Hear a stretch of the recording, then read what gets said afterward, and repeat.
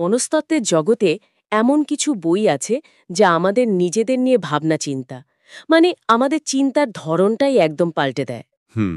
Daniel কাহেনামানের thinking fast and slow ঠিক তেমনই একটা বই। একদম যুগান্তকারী বই। আজ আমরা এই অসাধারণ বইকার কিছু জরুরি অংশ নিয়ে একটু বিস্তারিত আলোচনা করব।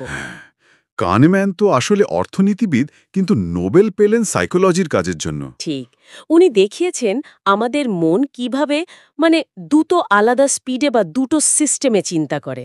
আর এই সিস্টেমগুলোই কিন্তু আমাদের সব ডিসিশনকে অজান্তেই প্রভাবিত করে, ছোট হোক বা বড়। সেটাই আজকের আলোচনার উদ্দেশ্য তো এটাই, তাই না? আমাদের মনের ভেতরে ঠিক কি চলে, বিশেষ করে যখন কোনো সিদ্ধান্ত নিই। হ্যাঁ, পর্দার আড়ালে কি ঘটে সেটার একটা ছবি দেওয়া। কাহনেম্যানের কাজটা আমাদের বুঝতে খুব সাহায্য করে যে আমাদের ওই যে দ্রুত চিন্তা, অটোমেটিক চিন্তা, হ্যাঁ, সেটার যেমন সুবিধে আছে, তেমন কিন্তু কিছু ভুল করার বায়াসড হয়ে যাওয়ার ফাঁদও আছে। চেষ্টা করব আমরা এগুলো সহজ করে বলতে, যাতে নিজেদের চিন্তার ধরন নিয়ে আমরা আর একটু সচেতন হতে পারি। একদম। তার নিজেদের ব্রেনের অপারেটিং সিস্টেমটা একটু খতিয়ে দেখা আর কি। বেশ ইন্টারেস্টিং কিন্তু। হ্যাঁ, হ্যাঁ, কারণ এটা জানার পর আমার ধারণা রোজকার জীবনে ছোটখাটো সিদ্ধান্ত বা রিয়াকশনগুলোকেও অন্যভাবে দেখা শুরু হবে। ঠিক। তাহলে চলুন একদম মূল আলোচনায় যাই। কাহনেম্যান বলছেন দুটো সিস্টেমের কথা, সিস্টেম 1 আর সিস্টেম 2। হুম। সিস্টেম 1 দিয়ে শুরু করি। কি এটা আসলে? আচ্ছা, সিস্টেম 1 হলো আমাদের মনের সেই অংশ যেটা খুব ফাস্ট কাজ করে, প্রায় অটোমেটিক্যালি। অটোম্যাটিক। হ্যাঁ, এটাকে বলতে পারেন আমাদের ইনটিউশন বা সহজাত অনুভূতির ইঞ্জিন। এটা আবেগ দিয়ে চলে, আর এটা কাজ করার জন্য তেমন কোনো এফোর্ট বা মনোযোগ লাগে না।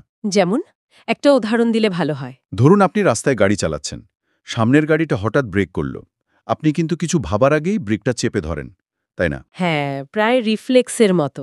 ঠিক, এটাই সিস্টেম 1 এর কাজ। বা ধরুন কোনো চীনা মুখ দেখা, সহজ কথা বোঝা বা একটা বিপদের গন্ধ পাওয়া, এই সবই সিস্টেম 1 হ্যান্ডেল করে। তার এটা প্যাটার্ন চিনতে খুব ওস্তাদ আর ঝটপট সিদ্ধান্তে আসতে পারে। একদম, ওর মূল শক্তিই ওখানে, প্যাটার্ন চেনা আর কুইক জাজমেন্ট। তার আমরা যেটাকে বলি গাট ফিলিং, সেটা কি তাহলে মূলত সিস্টেম 1? এটা তো দিনরাত চলছে। অনেকটা তাই, বলা যেতে পারে এটা সবসময় অন ডিউটি, চারপাশ স্ক্যান করছে আর রিয়্যাক্ট করছে। আচ্ছা, এবার তাহলে সিস্টেম 2 এর কথায় আসি। এটা কেমন? সিস্টেম 2 হলো ঠিক এর উল্টো। এটা আমাদের মনের ধীর, যুক্তিবাদী আর সচেষ্ট অংশ, ডেলিভারেট। ডেলিভারেট ইচ্ছে করে কাজে লাগাতে হয়। হ্যাঁ, সিস্টেম 2 তখনই দরকার হয় যখন আমাদের মনোযোগ দিতে হয়, কোনো কঠিন প্রবলেম সলভ করতে হয়, যুক্তি সাজাতে হয়, বা ধরুন সেলফ কন্ট্রোল রাখতে হয়। যেমন?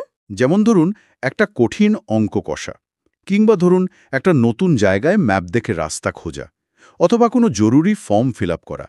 এই সব কাজে সিস্টেম 2কে পুরো অ্যাক্টিভ হতে হয়। বুঝলাম। এটা বেশ মনোযোগী।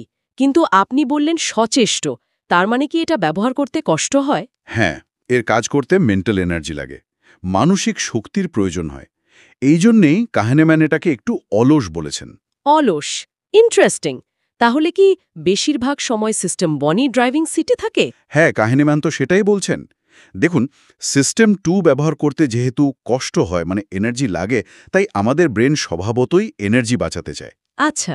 ফলে বেশিরভাগ সময় সিস্টেম 2 চুপচাপ বসে থাকে। সিস্টেম 1 যা বলে, যে সাজেশন দেয়, সেটাকে সহজে মেনে নেয়। সিরিয়াসলি? প্রশ্ন করে না। খুব বেশি না। সিস্টেম 1 একটা চটজলদি উত্তর বা রিঅ্যাকশন দিয়ে দেয়, আর সিস্টেম 2 সেটাকে তেমন প্রশ্ন না করেই পাশ করে দেয়। কারণ ওই যে বললাম, খুঁটিয়ে দেখা, অ্যানালাইজ করা, এসবে খাটনি আছে। তার আমরা বেশিরভাগ সময়ই অটো পাইলটে চলছি, সিস্টেম 1 এর ভরসায়। অনেকটা তাই। কিন্তু সিস্টেম 2 তাহলে কখন জেগে ওঠে? এর তো দরকার পড়েই নিশ্চয়ই। অবশ্যই পড়ে। সিস্টেম 2 অ্যাক্টিভ হয় যখন ধরুন সিস্টেম 1 একটা সমস্যায় পড়ে, যার কোনো রেডিমেড উত্তর ওর কাছে নেই। যেমন? যেমন আমি যদি আপনাকে হঠাৎ জিজ্ঞেস করি 17 গুণ 24 কত, সিস্টেম 1 এর কাছে এর কোনো ইনস্ট্যান্ট আনসার নেই। ঠিক, ক্যালকুলেট করতে হবে। হ্যাঁ, তখন সিস্টেম 2কে ডাকতে হয় আর কষ্ট করে হিসেবটা করতে হয়। অথবা ধরুন যখন পরিস্থিতিটা একটু অন্যরকম লাগে, যখন মনে হয় ভুল হওয়ার চান্স আছে, বা যখন কোনো ডিসিশন আমাদের জন্য খুব ইম্পর্ট্যান্ট, হ্যাঁ। তখন সিস্টেম 2কে দায়িত্ব নিতে হয়। তবে প্রবলেমটা হলো সিস্টেম 2 যে সবসময় ঠিক সময় অ্যাক্টিভ হবেই তার কিন্তু গ্যারেন্টি নেই। ও, এইখানেই কি তাহলে ওই হিউরিস্টিক্স বা মানসিক শর্টকাটগুলোর ব্যাপার আসছে? সিস্টেম 1 তাড়াতাড়ি কাজ সারতে গিয়ে কিছু শর্টকাট নেয়। একদম ঠিক পয়েন্ট। সিস্টেম 1 যেহেতু ফাস্ট আর কম কষ্টে কাজ সারতে চায়, তাই ও কিছু মিনিমাম শর্টকাট ইউজ করে। এগুলোকেই সাইকোলজির ভাষায় বলে হিউরিস্টিক্স। হিউরিস্টিক্স মানে অভিজ্ঞতার ভিত্তিতে কিছু সহজ নিয়ম, থাম্ব রুল টাইপের। হ্যাঁ, অনেকটা তাই, যেগুলো আমাদের ছট করে একটা সিদ্ধান্তে আসতে হেল্প করে। বেশিরভাগ সময় এগুলো কিন্তু বেশ কাজের, আমাদের লাইফ সহজ করে। কিন্তু নিশ্চয়ই কোনো কিন্তু আছে। কিন্তু সমস্যা হলো, এই শর্টকাটগুলো সবসময় ঠিক রাস্তায় নিয়ে যায় না। এগুলোর জন্যে আমাদের চিন্তাভাবনায় কিছু সিস্টেম্যাটিক ভুল বা পক্ষপাত ঢুকে পড়ে। যেগুলোকে বলে কগনিটিভ বায়াস। একদম, কগনিটিভ বায়াস। একটা উদাহরণ দিলে মনে হয় পরিষ্কার হবে। বইতে সহজলভ্যতার হিউরিস্টিক বা অ্যাভেলেবিলিটি হিউরিস্টিকের কথা আছে। এটা কিভাবে কাজ করে? আচ্ছা, অ্যাভেলেবিলিটি হিউরিস্টিক হলো আমাদের একটা টেন্ডেন্সি, মানে আমরা কোনো ঘটনা কতটা কমন বা তার সম্ভাবনা কতটা, সেটা বিচার করি কিসের ভিত্তিতে জানেন? কিসের ভিত্তিতে? ওই ঘটনার উদাহরণ কত সহজে বা কত তাড়াতাড়ি আমাদের মনে আসছে তার ভিত্তিতে। যে ঘটনার এক্সাম্পল যত সহজে মনে আসে, আমরা ধরে নিই সেটাই বেশি ঘটে। আচ্ছা। ধরুন, খবরের কাগজে বা টিভিতে যদি প্লেন অ্যাক্সিডেন্টের খবর খুব বড় করে দেখানো হয়, হ্যাঁ, ওগুলো তো খুব নাটকীয় হয়। ঠিক, তখন আমাদের মনে হতে পারে যে প্লেনে যাতায়াত করাটা বোধহয় খুব রিস্কি। যদিও স্ট্যাটিস্টিক্স দেখলে বুঝবেন গাড়িতে অ্যাক্সিডেন্টের চান্স অনেক অনেক বেশি। ঠিক। কিন্তু যেহেতু প্লেন অ্যাক্সিডেন্টের ছবি বা খবরটা আমাদের মনে খুব সহজে গেঁথে যায়, মানে অ্যাভেলেবল থাকে, তাই সিস্টেম 1 ফাট করে সিদ্ধান্তে চলে আসে যে এটা খুব ঘটে। ও কিন্তু আর ডেটা বা পরিসংখ্যান দেখতে যায় না। ওহ বাবা, খুবই পরিচিত একটা ব্যাপার তো এটা। তার মানে মিডিয়া কভারেজ আমাদের ধারণাকে ভীষণভাবে প্রভাবিত করে এই হিউরিস্টিকের মাধ্যমে। অবশ্যই। আর একটা প্রভাবের কথাও তো খুব শোনা যায়, অ্যাঙ্কারিং প্রভাব বা অ্যাঙ্কারিং এফেক্ট। এটা কি জিনিস? অ্যাঙ্কারিং এফেক্ট তো খুব পাওয়ারফুল একটা বায়াস। ধরুন, যখন আমাদের কোনো কিছুর ভ্যালু বা কোয়ান্টিটি আন্দাজ করতে হয় বা কোনো ব্যাপারে ডিসিশন নিতে হয়, তখন প্রায়শই আমাদের সামনে আসা প্রথম তথ্যটা, যেটাকে অ্যাঙ্কার বা নোঙর বলা হচ্ছে, সেটা আমাদের চিন্তাকে অদ্ভুতভাবে প্রভাবিত করে। কিভাবে? আমরা ওই প্রথম তথ্যটার আশপাশেই ঘোরাফেরা করি। আমাদের পরবর্তী বিচারবুদ্ধিটা ওই অ্যাঙ্কারের কাছাকাছি আটকে থাকে। এমনকি যদি পরের ইনফরমেশনগুলো অন্য কথা বলে তাও। একটা উদাহরণ? ক্লাসিক উদাহরণ হলো দোকানের দর কষাকষি। ধরুন, বিক্রেতা একটা জিনিসের দাম খুব বেশি করে বললেন। হ্যাঁ, বলেন তো। ওই যে উঁচু দামটা, ওটাই আপনার মনে একটা অ্যাঙ্কার তৈরি করে ফেলল। এরপর যদি বিক্রেতা দামটা একটু কমায়ও, আপনার হয়তো মনে হবে আপনি বেশ লাভ করছেন। যদিও হয়তো দামটা তখনও বেশি। হ্যাঁ, হয়তো তখনও জিনিসটার আসল দামের থেকে বেশি, কিন্তু এই প্রথম সংখ্যাটা, মানে অ্যাঙ্কারটা, আপনার পরের জাজমেন্টটাকে বেঁধে ফেলেছে। তার মানে ফার্স্ট ইমপ্রেশন শুধু মানুষের ক্ষেত্রে না, ইনফরমেশনের ক্ষেত্রেও মারাত্মক। আচ্ছা, এই প্রসঙ্গে আরেকটা খুব গুরুত্বপূর্ণ ধারণা আছে না, ক্ষতির প্রতি বিমুখতা বা লস অ্যাভার্শন। এটা নাকি আমাদের ডিসিশন মেকিংয়ে খুব বড় ভূমিকা নেয়। ওহ, এটা তো প্রচণ্ড প্রভাবশালী। কাহনেম্যান আর তার দীর্ঘদিনের সহকর্মী অ্যামোস টাভারস্কি, হ্যাঁ, টাভারস্কি। ওদের গবেষণায় দেখিয়েছেন যে মানুষ লাভ করার আনন্দের চেয়ে ক্ষতি এড়াতে অনেক বেশি মরিয়া থাকে। তাই? কতটা বেশি? ওদের মতে একটা নির্দিষ্ট পরিমাণ টাকা হারানোর যে মানসিক কষ্ট, সেটা ঠিক ওই পরিমাণ টাকা পাওয়ার আনন্দের চেয়ে প্রায় দ্বিগুণ শক্তিশালী। দ্বিগুণ? হ্যাঁ, ধরুন আপনাকে একটা বাজি অফার করা হলো, কয়েন টস হবে, হেড পড়লে আপনি ১১০ টাকা পাবেন, কিন্তু টেল পড়লে ১০০ টাকা হারবেন। জেতার সম্ভাবনা বেশি, হারার চেয়ে 10 টাকা বেশি। হ্যাঁ, কিন্তু বেশিরভাগ লোক এই বাজিটা খেলতেই চাইবে না। কেন? কারণ ওই ১০০ টাকা হারানোর ভয়টা এতটাই বেশি যে সেটা ১১০ টাকা পাওয়ার সম্ভাবনাকেও ছাপিয়ে যায়। লসের কষ্টটা লাভের আনন্দের চেয়ে অনেক বেশি ভারী মনে হয়। এটা তো আমাদের ঝুঁকি নেওয়ার পুরো ধারণাটাকেই অন্য রকম করে দেয়। এই ধারণাটাই কি প্রসপেক্ট থিওরির অংশ? হ্যাঁ, লস অ্যাভার্শন হল কাহনেম্যান আর টাওয়ারস্কির বিখ্যাত প্রসপেক্ট থিওরির একদম সেন্ট্রাল একটা আইডিয়া। এই থিওরিটাই তো ওদের নোবেল এনে দিয়েছিল, তাই না? যদিও অর্থনীতিতে। হ্যাঁ, অর্থনীতিতে। কারণ এই থিওরিটা চিরাচরিত অর্থনৈতিক মডেলগুলোকে বিরাট চ্যালেঞ্জ করেছিল। আগে ইকোনমিক্স মনে করত মানুষ একদম যুক্তিসঙ্গত, র্যাশনাল, লাভ ক্ষতির হিসেব করে চলে, মূলত তার মোট সম্পত্তি কতটা বাড়ছে বা কমছে সেটার ভিত্তিতে। কিন্তু প্রসপেক্ট থিওরি বলছে অন্য কথা। প্রসপেক্ট থিওরি দেখালো যে না, মানুষ ঠিক ওভাবে চিন্তা করে না। আমরা লাভ বা ক্ষতি মাপি একটা রেফারেন্স পয়েন্টের সাপেক্ষে। মানে আমার এখন যা আছে আচ্ছা, তার থেকে কতটা পেলাম বা হারালাম সেটাই আসল কথা। আমার মোট কত টাকা হলো সেটা অতটা ম্যাটার করে না। আর এই লাভ ক্ষতির হিসাবে লসের দিকটা আমাদের মনে অনেক বেশি ওজনদার। তার মানে আমরা যে ভাবি, খুব ভেবেচিন্তে সিদ্ধান্ত নিই, সেটা সবসময় সত্যি নাও হতে পারে। ভেতরে ভেতরে সিস্টেম ওয়ানে নানা রকম বায়াস হয়তো আমাদের চালাচ্ছে। যেমন আরেকটা বায়াসের কথা মনে পড়ছে, অতিরিক্ত আত্মবিশ্বাস বা ওভার কনফিডেন্স। ঠিক ধরেছেন। সিস্টেম ওয়ানের একটা বড় সমস্যা হলো এটা আমাদের নিজেদের জ্ঞান, বিচার বুদ্ধি আর ফোরকাস্টিং অ্যাবিলিটির ওপর একটা ফলস কনফিডেন্স তৈরি করে। মানে আমরা যা জানি সেটাকে যতটা নির্ভরযোগ্য ভাবি ততটা নয়। হ্যাঁ, কানেম্যান বলছেন আমরা প্রায়শই আমাদের জ্ঞানের লিমিটেশন সম্পর্কেই জানি না। বিশেষ করে যারা এক্সপার্ট, তারা অনেক সময় নিজেদের প্রেডিকশনের উপর ওভার কনফিডেন্ট হয়ে পড়েন।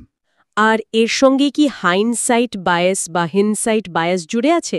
মানে ঘটনা ঘটে যাওয়ার পর মনে হয় আমি তো জানতাম এটাই হবে। হ্যাঁ, হাইন্ডসাইট বায়াস বা পেছনে ফিরে দেখার পক্ষপাত, এটা খুব মজার একটা মেন্টাল টেন্ডেন্সি। কি হয় এতে? কোনো একটা ঘটনা ঘটে যাওয়ার পর যখন আমরা রেজাল্টটা জেনে যাই, তখন আমাদের মনে হতে থাকে যে আরে এটা তো বোঝাই যাচ্ছিল, এটা তো হওয়ারই ছিল, বেশ প্রেডিক্টেবল ছিল। কিন্তু ঘটনার আগে হয়তো অতটা বোঝা যায়নি। এক্কেবারেই না। আমরা অতীতের আনসার্টেনিটিগুলো ভুলে যাই আর ঘটনাগুলোকে এমনভাবে মনে মনে সাজিয়ে নিই যাতে আউটকামটা অনিবার্য মনে হয়। ধরুন শেয়ার মার্কেট ক্র্যাশ করল। হ্যাঁ, ক্র্যাশের পর দেখবেন অনেক অ্যানালিস্ট বলছেন আরে এর সাইন তো পরিষ্কার ছিল, যদিও ক্র্যাশের আগে তারা হয়তো এমন কিছুই বলেননি।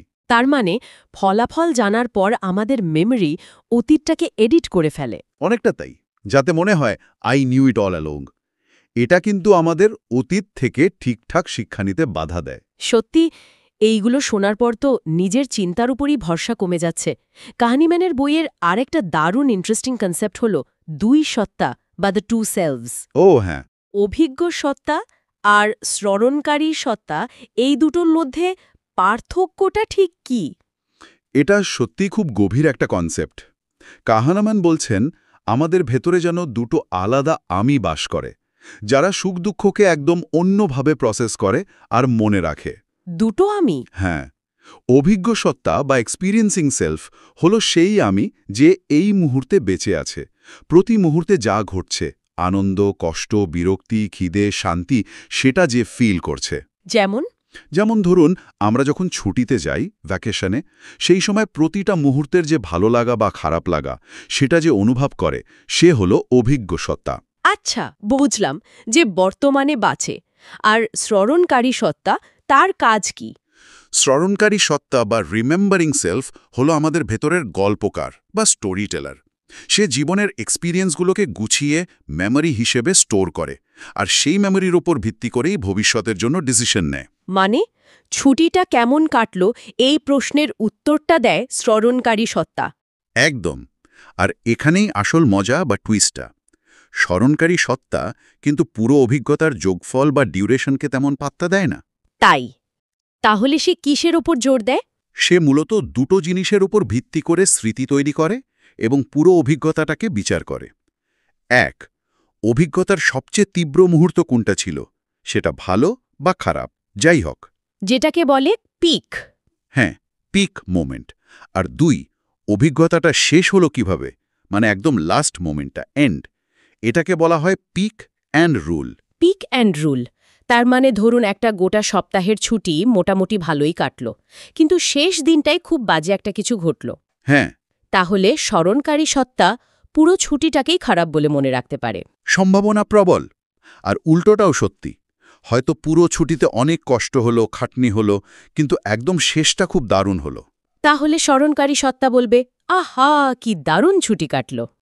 আপনি হয়তো বলবেন অসাধারণ, কারণ আপনার স্মরণকারী সত্তা ওই শেষ আধ ঘন্টার পিক এক্সপিরিয়েন্সটাকেই মনে রেখেছে আর গুরুত্ব দিচ্ছে। এর প্রভাব তো বিশাল, কারণ আমরা তো পরের ডিসিশনগুলো, মানে আবার ওই শিল্পীর কনসার্টে যাব কি না সেটা তো স্মরণকারী সত্তার রিপোর্টের উপর ভিত্তি করেই নি। ঠিক তাই, অভিজ্ঞ সত্তার প্রতি মুহূর্তের অনুভূতির টোটাল যোগফলের উপর ভিত্তি করে নয়। তার মানে এমন হতে পারে যে আমরা এমন সব কাজের পেছনে ছুটি যেগুলো স্মরণকারী সত্তাকে খুশি রাখে, কিন্তু অভিজ্ঞ সত্তা হয়তো মোটের ওপর অতটা সুখী নয় তাতে। হ্যাঁ, এটা একটা বড় প্রশ্ন। কাহনেম্যান এই দিকে ইঙ্গিত করেছেন। এটা তো জীবন দর্শন নিয়েও অনেক কিছু ভাবাচ্ছে। তাহলে এই যে এতক্ষণ ধরে আমরা সিস্টেম 1, সিস্টেম 2, নানা রকম বায়াস, প্রসপেক্ট থিওরি, দুই সত্তা, এইসব জটিল বিষয় নিয়ে কথা বললাম, এগুলোর আসল গুরুত্বটা কোথায়? এগুলো জেনে আমাদের কি লাভ? দেখুন, মূল গুরুত্বটা হল সেলফ অ্যাওয়ারনেস বাড়ানো, আর তার মাধ্যমে বেটার ডিসিশন মেকিং। সিস্টেম 1 ছাড়া তো আমরা চলতেই পারবো না, তাই না? ওর ফার্স্ট রিঅ্যাকশন আমাদের বাঁচিয়ে রাখে। ঠিক। কিন্তু ওর যে লিমিটেশনসগুলো আছে, ওর যে বায়াসগুলো আছে, সেগুলো সম্পর্কে যদি আমরা একটু সচেতন হই, হ্যাঁ, তাহলে আমরা অন্তত বুঝতে পারবো কখন একটু থামা দরকার, কখন প্রশ্ন করা দরকার, কখন আমাদের ওই যে অলস সিস্টেম 2 ওকে কষ্ট করে হলেও একটু জাগানো দরকার। মানে যখন কোনো গুরুত্বপূর্ণ সিদ্ধান্ত নিচ্ছি তখন নিজেকে প্রশ্ন করা। হ্যাঁ, নিজেকে জিজ্ঞেস করা, আমি কি কোনো সহজলভ্য তথ্যের উপর বেশি জোর দিচ্ছি, অ্যাভেলেবিলিটি হিউরিস্টিক? আমি কি প্রথম অফারটাতেই আটকে গেছে, অ্যাঙ্কারিং? লসের ভয় কি আমাকে বেশি কনজারভেটিভ করে ফেলছে, লস অ্যাভার্শন? আমি যেভাবে অতীতটাকে দেখছি সেটা কি হাইন্ডসাইট বায়াসড? অর্থাৎ নিজের চিন্তার ফাঁকগুলো চেনার চেষ্টা করা, আর দরকার পড়লে কনশিয়াসলি সিস্টেম 2কে কাজে লাগানো। এটা কি সহজ? না, রাতারাতি সম্ভব নয়, কারণ সিস্টেম 1-এর প্রভাব খুব ডিপ আর বেশিরভাগ আনকনশিয়াস। কিন্তু চেষ্টা করলে, প্র্যাকটিস করলে ধীরে ধীরে উন্নতি করা যায়। কাহনেম্যান নিজেই বলেছেন যে উনি নিজে এত কিছু জানার পরেও সবসময় নিজের বায়াসগুলো ধরতে পারেন না বা এড়াতে পারেন না। তবে উনি যেটা পারেন সেটা হলো অন্যের কথায় বা যুক্তিতে এই বায়াসগুলো চট করে ধরতে পারেন। আচ্ছা। আর অর্গানাইজেশনের ক্ষেত্রে, টিমে যখন ডিসিশন নেওয়া হয়, তখন এই জ্ঞানটা খুব কাজে লাগে। যদি আমরা জানি যে এই ধরনের মেন্টাল ট্র্যাপসগুলো আছে, তাহলে আমরা প্রসেস তৈরি করতে পারি সেগুলোর প্রভাব কমানোর জন্য।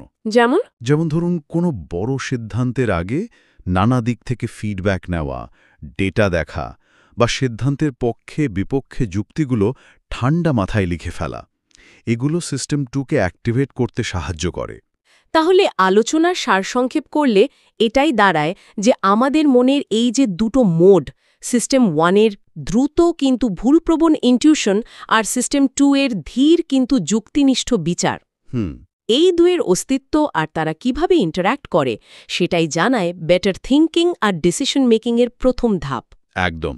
কোনটা কখন দরকারি আর কখন সিস্টেম 1-এর চটজলদি সাজেশনকে একটু চ্যালেঞ্জ করা উচিত, এই ব্যালেন্সটা খুঁজে বের করাই আসল চ্যালেঞ্জ। একেবারে। এটা কোনো ম্যাজিক সলিউশন নয়, কিন্তু এটা আমাদের হাতে একটা পাওয়ারফুল টুলবক্স দেয় নিজেদের আর অন্যদের ডিসিশন প্রসেসটাকে ভালো করে বোঝার জন্য। কগনিটিভ বায়াসগুলো তো একেবারে দূর করা হয়তো সম্ভব নয়, কিন্তু সেগুলো নিয়ে সচেতন থাকাটাই অনেক। সত্যি, আমাদের মনের ভেতরের এই কারবারগুলো ভীষণ জটিল, আবার ভীষণ আকর্ষণীয়। আজকের আলোচনা প্রায় শেষের দিকে, কিন্তু শোনার পর একটা প্রশ্ন মনে ঘুরছে যেটা হয়তো শ্রোতাদেরও ভাবাবে। বলুন। এই যে আমরা দুটি সত্তার কথা বললাম, অভিজ্ঞ সত্তা যে বর্তমানে বাঁচে আর স্মরণকারী সত্তা যে স্মৃতি বানায় আর ভবিষ্যতের প্ল্যান করে, এই কনসেপ্টটা আমাদের পার্সোনাল লাইফের ডিসিশনগুলোকে কিভাবে এফেক্ট করতে পারে? যেমন আমরা কেমন ভ্যাকেশন প্ল্যান করি, কোন রিলেশনশিপ মনে রাখি, জীবনের কোন এক্সপিরিয়েন্সকে বেশি দাম দিই। খুব ভালো প্রশ্ন। এই যে স্মরণকারী সত্তা শুধু পিক আর এন্ডের উপর বেশি জোর দেয়, এটা কি কখনো আমাদের অভিজ্ঞ সত্তার আসল বা মোটের ওপর যে সুখ তার পথে বাধা হয়ে দাঁড়ায়? আমরা কি আসলে ভালো স্মৃতির জন্য বাঁচি নাকি ভালো মুহূর্তের জন্য? গভীর প্রশ্ন। এই প্রশ্নটাই না হয় ভাবনার জন্য রেখে দিলাম।